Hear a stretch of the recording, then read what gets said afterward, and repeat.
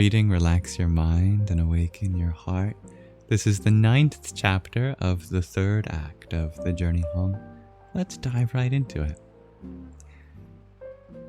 'Twas about 5 o'clock in the morning, and dawn was just emerging. Not knowing where to go or what to do, I stood with my friend on a railway platform, which bustled with the crowds who came off the train and the hundreds who wrestled to get on. Amid it all, a strange comfort arose in my heart. It was similar to that feeling I had while praying in the temple of Kashi Vishwanath, a feeling that something special was about to happen in my life. There appeared to be a jovial mood in the crowd. Gary and I looked at each other and, remembering the flower that had determined our route through Europe, decided to stay put for the time being. After some time, the station became quiet. I saw some sadhus sitting some distance ahead in a circle on the platform. I gestured to Gary to wait, and I approached them. "Excuse me," I inquired. "Where are we?" Saying nothing, the sadhu stared up into my eyes as if he had been waiting for me. Rising to his feet, he broke the silence. "This is Mathura, Lord Krishna's birthplace, and today is Janmashtami, Krishna's birthday." On their invitation, Gary and I walked with them to the place where the Janmashtami festival was being celebrated. As we approached the main gate, an elderly sadhu turned to me. "Do you know about Lord Krishna?" "Not very much," I admitted. "I knew little more than that he was the blue boy in my picture, that his name appeared in the mantra that Mother Ganga had let me hear, and the story of how he broke the clay pot and fed butter to a monkey, or to monkeys as a child. Could you tell me more?" His face lit up with enthusiasm as he repeatedly rubbed his beard and began. "Krishna is our name for the one God of creation. He is without beginning or end, unborn and undying. The Lord resides in his supreme abode, but by his sweet will, he has taken birth in this world many times and in many forms throughout human history, all to show us the way out of suffering and into spiritual happiness." The sadhu pointed into a large courtyard teeming with throngs of pilgrims. "In this spot, Lord Krishna first appeared on earth 5,000 years ago. Come, please join us in this celebration." What I saw inside spurred my curiosity. A massive mosque towered over a tiny underground temple for Krishna. "Is there some reason there is a mosque at Krishna's birthplace?" I asked our self-appointed guide. "Previously, this was the site of the Adi Keshava temple, one of the greatest monuments in the world, but in the 17th century, the Mughal emperor Aurangzeb destroyed it and built a mosque in its place." "Why?" Gary asked. The sadhu shrugged his shoulders to convey his helplessness. I suppose this was his way of showing the superiority of his religion and his power over the subjugated Hindus. A powerful smile crept back onto his face. "But there is a plan to build a majestic temple for Lord Krishna just beside the mosque. Soon it will rise. Anyhow, this place is sacred regardless of what man does to it. Now, let us go in and celebrate." The mood inside the courtyard was indeed one of celebration. Thousands of worshippers stood in line to enter the small underground temple of Lord Krishna, and legions more gathered above. In every direction, people were celebrating. Hundreds danced and chanted to live music played with drums, flutes, and cymbals. Elderly scholars claimed their places and lectured to their followers, and on a makeshift stage decorated with bright-colored cloth, strings of flowers, and painted backdrops, stage actors in extravagant costumes relived the story of Krishna's advent. Meanwhile, priest poured oblations of clarified butter into a sacrificial fire while chanting mantras from the Vedas, or ancient Sanskrit holy books. Smiling and singing, devotees tossed colored powders on one another as they roamed about from one event to another. We even saw Hindus with clay markings on their foreheads and bearded Muslims wearing their traditional caps, laughing and dancing together, absorbed in the festivities. The recluses celebrated too, sitting on the sideline, softly chanting and fingering their prayer beads. During the festivities, lectures, songs, or conversations, I frequently heard devotees say the word Vrindavan. I could sense how dear this place called Vrindavan was to them. We spent all day absorbing the wonderful sights and sounds of the birthday celebration. As midnight approached, swarms of people streamed through the lanes that led to the Yamuna River, crowding into the Durgadish temple near its banks. According to the scriptures, it was at midnight that Lord Krishna appeared in the city of Mathura. Now everybody waited for that moment. Although the temple was already packed with thousands, a steady flow of thousands more managed to stream in through the door. The police tried to control the crowds in vain with long bamboo sticks. Neither Gary nor I had ever seen such massive crowds. To get a better view, we climbed up 2 pillars in the temple hall and looked down upon this astonishing scene. We scanned the multitude, which vibrated in anticipation. When the clock struck midnight, the doors of the inner sanctum swung open to reveal the altar of Krishna. A tumult of joy rose like a tidal wave. Enthralled, the people in the crowd were oblivious to being shoved and crushed. Old and young, male and female, rich and poor, all merged together with palms joined in prayer and eyes glossed with devotion. Small circles of villagers sang their own special songs, while everyone else laughed, cried, danced, and exuberantly called out Krishna's holy names. For Gary and me, clinging to our pillars, the eagerness of these pilgrims was astounding.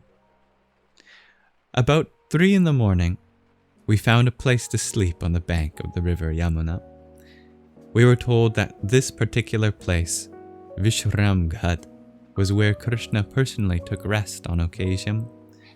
The next day, as we strolled through the lanes of Mathura, 4 well-dressed young men rushed out from a tea stall to greet us. "We are proud to see foreigners in our city," the leader said. "Would you care to meet our revered guru?" "Sure," Gary replied. "We'd love to meet him." And at this point in the story, I did want to share a little trigger warning.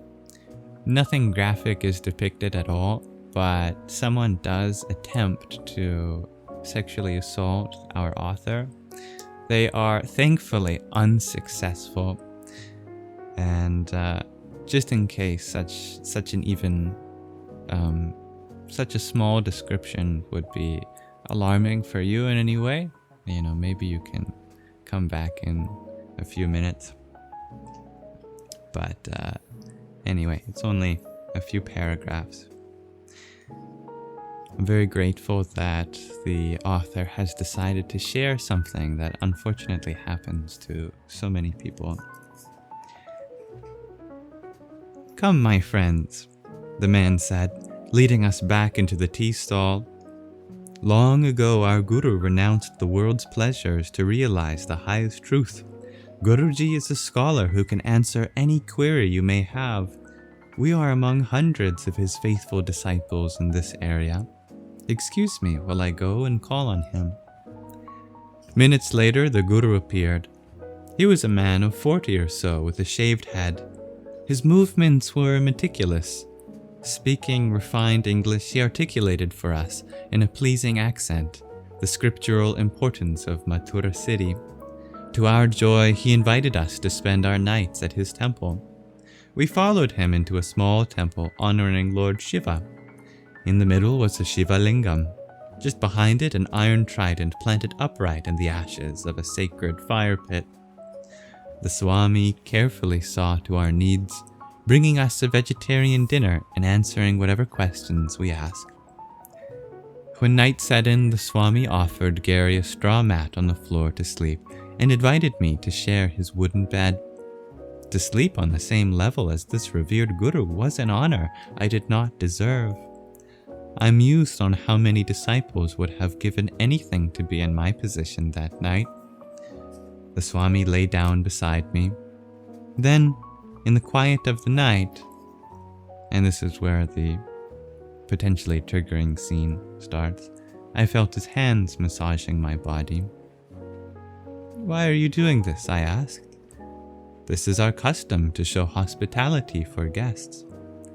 Not wanting to be ungrateful, I said nothing. Slowly, his hands crept toward the private parts of my body. My mind swam in a whirlpool of apprehension.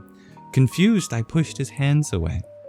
After a few minutes, his hands snaked downward again. Again, I pushed them away.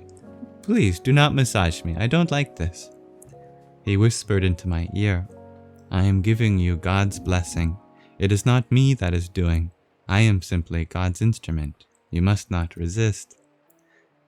The room was dark and hot. I lay there in anguish. What if I disappoint him? He might punish me.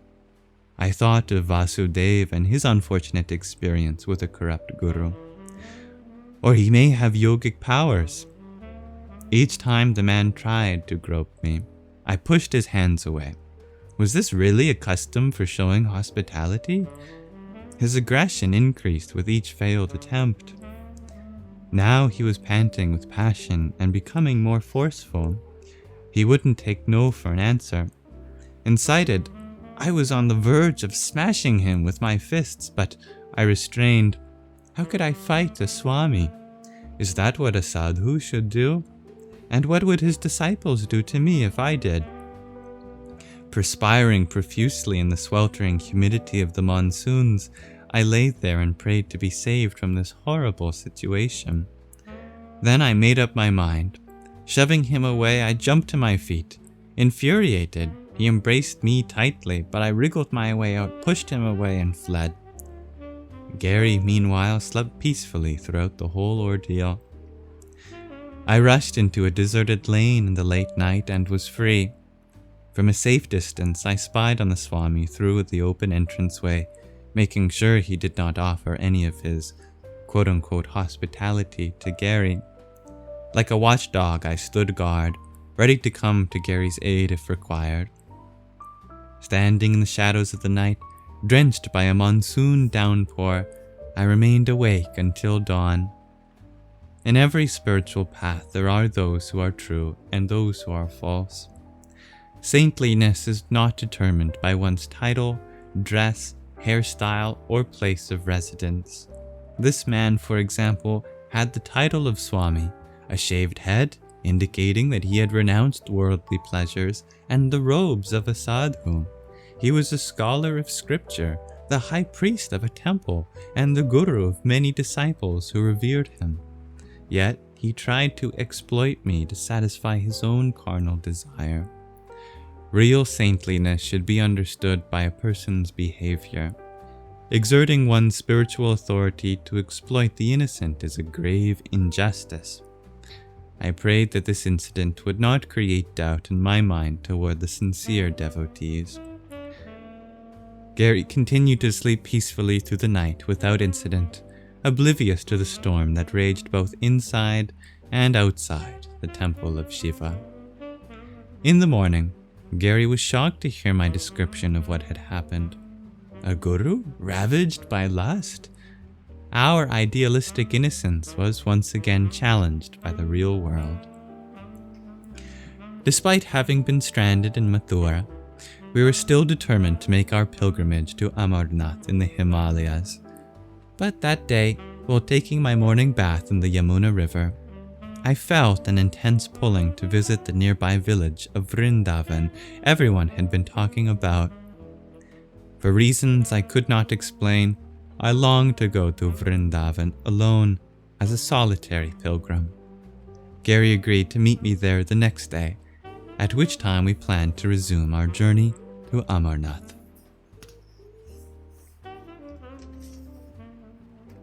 Thank you for listening.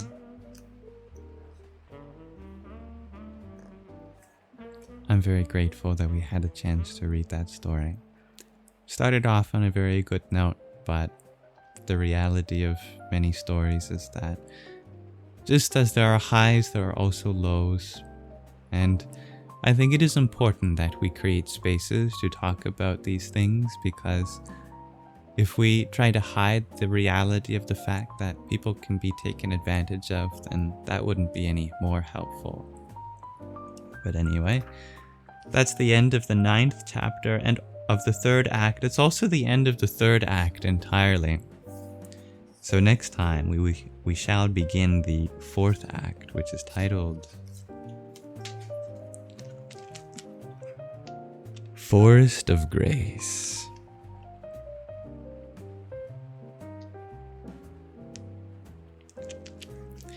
If you have any insights or questions about our story today, you are more than welcome to share them with me.